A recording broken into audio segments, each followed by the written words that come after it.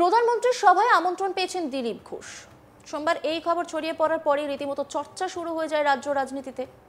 দুর্গাপুর প্রধানমন্ত্রী নরেন্দ্র মোদীর উপস্থিতিতেই দিলীপ আবার দলের মূল বৃত্তে ফিরতে পারেন, এমনটা আলোচনাও শুরু হয় রাজনৈতিক বিশেষজ্ঞদের একাংশের মধ্যে।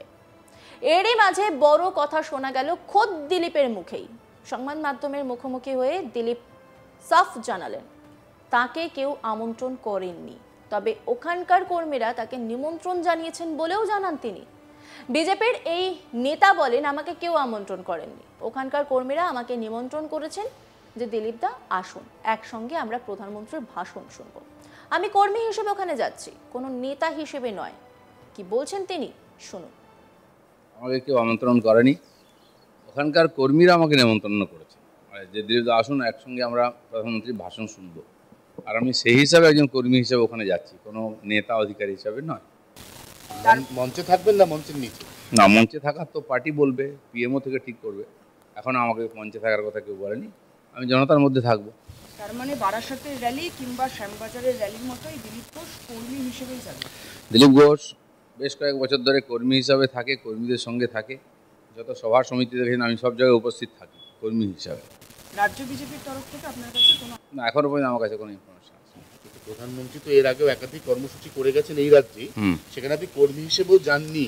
না, একাধিক না, একাধিক সব জায়গায় যাই না তো। ইলেকশনের সময় উনি সমস্ত পার্লামেন্টেতে সভা করছেন, আমি কি গেছি? আমি ইলেকশন লড়ছিলাম। এই বছরে উনি আলিপুরদুয়ারে এসেছিলেন, তো এখান থেকে আলিপুরদুয়ার ভাষণ শুনতে যাওয়ার কোনো দরকার নেই, এত খরচা করে লোকজন নিয়ে। তো টিভিতে শুনেছি, যেহেতু আমাদের এখানে কাছে আসছেন, আমি ওখানে লোকসভার ক্যান্ডিডেট ছিলাম, তো কর্মীরা আমাকে ডেকেছেন ওই সভায় যোগ দিতে, আমি তো চলেই যাবো। সেখানকার কর্মীরা কি আমন্ত্রণ পত্র পাঠিয়েছে? না, এই সভার জন্য কোনো আমন্ত্রণপত্র হয়নি। হাজার হাজার লোক আসবে, হয়তো 50,000 লোক আসবে, আমন্ত্রণপত্রটা নয়। লোক টিভিতে জেনে আপনারা মিডিয়াতে জানাবেন প্রোগ্রাম, তো লোক চলে আসবে, পার্টির কর্মীরা তো এমনিতেই আসবে। উল্লেখ্য, বিগত দিনে বেশ কিছুটা সময় দলের কর্মসূচিতে সেভাবে দেখা যাচ্ছিল না দিলীপ ঘোষকে, তবে দলের রাজ্য সভাপতি পরিবর্তন হওয়ার পর তার সঙ্গে সাক্ষাৎ করেছেন দিলীপ। তারপরে দিল্লিতেও গিয়েছেন, আর দিল্লি থেকে ফেরার পরেই শোনা যায় প্রধানমন্ত্রী নরেন্দ্র মোদীর সভায় নাকি আমন্ত্রণ জানানো হয়েছে দিলীপকে। যদিও দিলীপ অবশ্য নিজেই সবটা পরিষ্কার করে দিলেন। উল্লেখ্য, আগামী 18 জুলাই দুর্গাপুরে সভা করবেন প্রধানমন্ত্রী নরেন্দ্র মোদী, সেখানে যাওয়ার কথা দিলীপ ঘোষের। আর এই গোটা বিষয় নিয়ে একটি রিপোর্ট তুলে ধরেছেন আমার কলিগ অরিন্দম ভট্টাচার্য। দেখব। 18 জুলাই রাজ্যে আসছেন প্রধানমন্ত্রী নরেন্দ্র মোদী। পশ্চিমবঙ্গের দুর্গাপুরে তার সভা করার কথা, আর এই সভায় উপস্থিত থাকবেন দিলীপ ঘোষ। দিলীপ ঘোষ কিন্তু এমনটাই জানিয়েছেন, যদিও তাকে এখনো পর্যন্ত কোনো রকম নিমন্ত্রণ জানানো হয়নি, তবে দুর্গাপুরের যে সমস্ত কর্মীরা অর্থাৎ বিজেপির যে কর্মীরা রয়েছেন তারা কিন্তু তাকে জানিয়েছেন এবং তাকে ডেকেছেন এবং তাকে বলেছেন তাদের এই যে প্রধানমন্ত্রীর সভা, সেই সভায় তাকে উপস্থিত থাকার জন্য। কিন্তু দিলীপ ঘোষ যেটা বলছেন যে তাকে কিন্তু এখনো পর্যন্ত কোনো রকম আমন্ত্রণ জানানো হয়নি বিজেপির কোনো নেতৃত্বের পক্ষ থেকে, তবে তিনি কর্মীদের আহ্বানে সাড়া দেবেন এবং সাড়া দিয়ে প্রধানমন্ত্রীর সভার দিন অর্থাৎ 18 তারিখ তিনি দুর্গাপুরে থাকবেন। তবে তিনি মঞ্চে থাকবেন কি থাকবেন না এই নিয়েও কিন্তু প্রশ্নের উত্তরে দিলীপ ঘোষ বলছেন মঞ্চে কারা থাকবে, অর্থাৎ প্রধানমন্ত্রীর যে মিটিং সেই মিটিংয়ের যে মঞ্চ, সেই মঞ্চে প্রধানমন্ত্রীর সাথে কারা কারা বসবেন বা থাকবেন সেটা কিন্তু এখনো পর্যন্ত তিনি জানেন না বা তাকে কিছু এই বিষয়ে জানানো হয়নি, সেটা প্রোটোকল অনুযায়ী ঠিক হবে। তবে তিনি সেদিনের মিটিংয়ে থাকবেন এবং সেদিনের মিটিংয়ে তিনি অন্যান্য কর্মীদের সঙ্গে প্রয়োজনে মঞ্চের নিচে বসে থাকবেন এবং মঞ্চের নিচে বসেই কিন্তু সেই সভা দেখবেন। যদিও আমরা দেখেছি কিছুদিন আগে অমিত শাহ তিনি বঙ্গ সফর করেছিলেন, বঙ্গ সফরে তিনি এসেছিলেন এবং সেদিন তিনি যে মিটিং করেছিলেন সেখানে কিন্তু ডাক পাননি দিলীপ ঘোষ এবং সেই মিটিংয়ে কিন্তু তিনি যাননি। তবে এবারে অর্থাৎ 18 তারিখ প্রধানমন্ত্রীর যে সভা, যে সভায় দুর্গাপুরে হতে চলেছে, সেই সভায় কিন্তু ডাক না পেল, অর্থাৎ বিজেপির পক্ষ থেকে ডাক না পেল, যেটা দিলীপ ঘোষ জানাচ্ছে তিনি উপস্থিত থাকবেন, কারণ সেই অঞ্চলের কর্মীরা তাকে আহ্বান জানিয়েছেন, কর্মীরা তাকে সেখানে উপস্থিত থাকতে বলেছেন। তাই নেতৃত্ব তাকে আহ্বান না জানালেও কর্মীদের আহ্বানে সাড়া দিয়ে তিনি কিন্তু সেদিন অর্থাৎ প্রধানমন্ত্রীর সভার দিন সেই স্থলে উপস্থিত থাকবেন।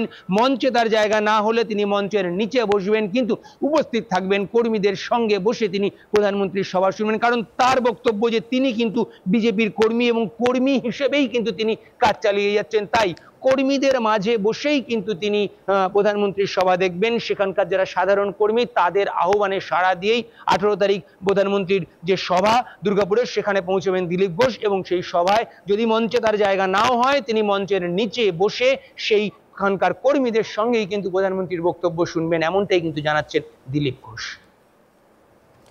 প্রধানমন্ত্রীর সভায় আমন্ত্রণ পেয়েছেন দিলীপ ঘোষ। সোমবার এই খবর ছড়িয়ে পড়ার পরই রীতিমতো চর্চা শুরু হয়ে যায় রাজ্য রাজনীতিতে। দুর্গাপুরে প্রধানমন্ত্রী নরেন্দ্র মোদীর উপস্থিতিতেই দিলীপ আবার দলের মূল বৃত্তে ফিরতে পারেন। আলোচনা শুরু হয় রাজনৈতিক বিশেষজ্ঞদের একাংশের মধ্যে। এরই মাঝে বড় কথা শোনা গেল খোদ দিলীপের মুখে। সংবাদ মাধ্যমের মুখোমুখি হয়ে দিলীপ সাফ জানালেন তাকে কেউ আমন্ত্রণ করেননি, তবে ওখানকার কর্মীরা তাকে নিমন্ত্রণ জানিয়েছেন বলেও জানান। বিজেপির এই নেতা বলেন, আমাকে কেউ আমন্ত্রণ করেননি, ওখানকার কর্মীরা আমাকে নিমন্ত্রণ করেছেন যে দিলীপ দা আসুন, একসঙ্গে আমরা প্রধানমন্ত্রীর ভাষণ শুনবো। আমি কর্মী হিসেবে ওখানে যাচ্ছি, কোনো নেতা হিসেবে নয়। কি বলছেন তিনি, শুনুন।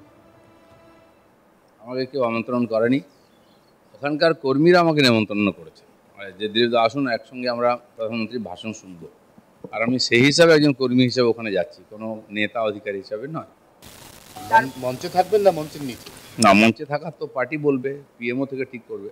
এখন আমাকে মঞ্চে থাকার কথা কেউ বলেনি, আমি জনতার মধ্যে থাকবো। তার মানে বারাসাতের র্যালি কিংবা শ্যামবাজারের র্যালির মতোই দিলীপ ঘোষ কর্মী হিসেবেই যাবে। দিলীপ ঘোষ বেশ কয়েক বছর ধরে কর্মী হিসাবে থাকে, কর্মীদের সঙ্গে থাকে। যত সভা সমিতি দেখেন আমি সব জায়গায় উপস্থিত থাকি কর্মী হিসাবে। রাজ্য বিজেপির তরফ থেকে আপনার কাছে কোনো? না, এখনো পর্যন্ত আমার কাছে কোনো ইনফরমেশন আছে না। প্রধানমন্ত্রী তো এর আগেও একাধিক কর্মসূচি করে গেছেন এই রাজ্যে, সেখানে আপনি কর্মী হিসেবেও যাননি? না, একাধিক না, একাধিক সব জায়গায় যাই না তো। ইলেকশনের সময় উনি সমস্ত পার্লামেন্টেতে সভা করেছেন, আমি কি গেছি? আমি ইলেকশন লড়ছিলাম। এই বছরে উনি আলিপুরদুয়ারে এসেছিলেন, তো এখান থেকে আলিপুরদুয়ার ভাষণ শুনতে যাওয়ার কোনো দরকার নেই, এত খরচা করে লোকজন নিয়ে। তো টিভিতে শুনেছি, যেহেতু আমাদের এখানে কাছে আসছেন, আমি ওখানে লোকসভার ক্যান্ডিডেট ছিলাম, তো কর্মীরা আমাকে ডেকেছেন ওই সভায় যোগ দিতে, আমি তো চলেই যাবো। সেখানকার কর্মীরা কি আমন্ত্রণ পত্র পাঠিয়েছে? না না, এই সভার জন্য কোনো আমন্ত্রণপত্র হয় নাকি? হাজার হাজার লোক আসবে, হয়তো 50,000 লোক আসবে, আমন্ত্রণপত্রটা নয়। লোক টিভিতে জেনে, আপনারা মিডিয়াতে জানাবেন প্রোগ্রাম, তো লোক চলে আসবে, পার্টির কর্মীরা তো এমনিতেই আসবে। বিগত দিনে বেশ কিছুটা সময় দলের কর্মসূচিতে সেভাবে দেখা যাচ্ছিল না দিলীপ ঘোষকে, তবে দলের রাজ্য সভাপতি পরিবর্তন হওয়ার পর তার সঙ্গে সাক্ষাৎ করেছেন দিলীপ ঘোষ। তারপর দিল্লিতেও গিয়েছেন, আর দিল্লি থেকে ফেরার পরেই শোনা যাচ্ছিল প্রধানমন্ত্রী নরেন্দ্র মোদীর সভায় নাকি আমন্ত্রণ জানানো হয়েছে দিলীপকে। যদিও দিলীপ ঘোষ গোটা বিষয়টা পরিষ্কার করে দেন। সামনেই রয়েছে 21শে জুলাই, আর তার আগেই কিন্তু মোদী সফর রয়েছে 18ই জুলাই। দুর্গাপুরে সভা করবেন প্রধানমন্ত্রী নরেন্দ্র মোদী, সেখানেই যাওয়ার কথা রয়েছে দিলীপ ঘোষের। দিলীপ ঘোষ স্পষ্ট জানাচ্ছেন কর্মীরা তাকে যেতে বলেছেন, তিনি কর্মী হিসাবেই যাবেন। অন্যান্য খবরের আপডেটের জন্য অবশ্যই নজর রাখুন আজ তাক বাংলার ইউটিউব স্ট্রিমিংয়ে। লাইক, কমেন্ট, শেয়ার এবং সাবস্ক্রাইব করতে ভুলবেন না।